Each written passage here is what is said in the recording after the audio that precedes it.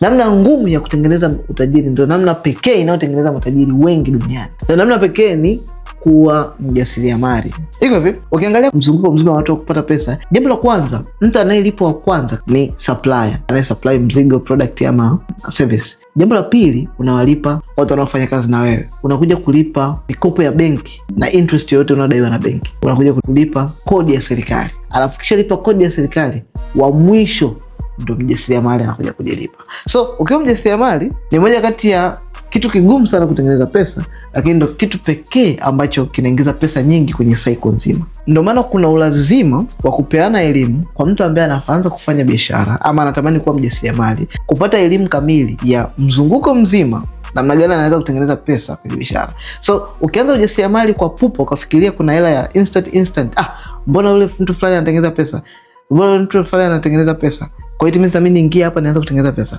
utakuwa disappointed kwa sababu matokeo unayoyaona kwa mjasiriamali yoyote, achana na hao watu ambao wanavunga ndio wajasiriamali alafu hamna chochote, wana mitego yao tu, wanatengeneza brand za vitu vyao vingine.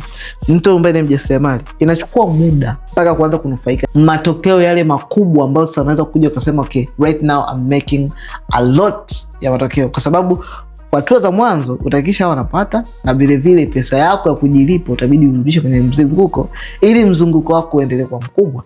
Alafu mzunguko wako ukishakuwa mkubwa, ukija kuzuia sasa kwa ajili wewe mwenyewe ujilipe, that the moment ambapo unanufaika. So ujasiriamali it take time kwa ajili ya kuenda kunufaika na ujasiriamali wake, na ni mtu wa mwisho kwenye chain ya kulipwa kwenye kazi anayoifanya, lakini ndo namna pekee ya kuweza kutengeneza kuwa milionea.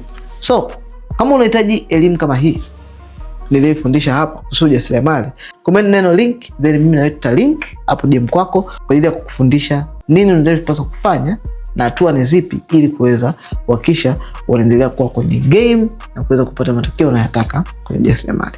Comment neno link, tukutane kwenye comments.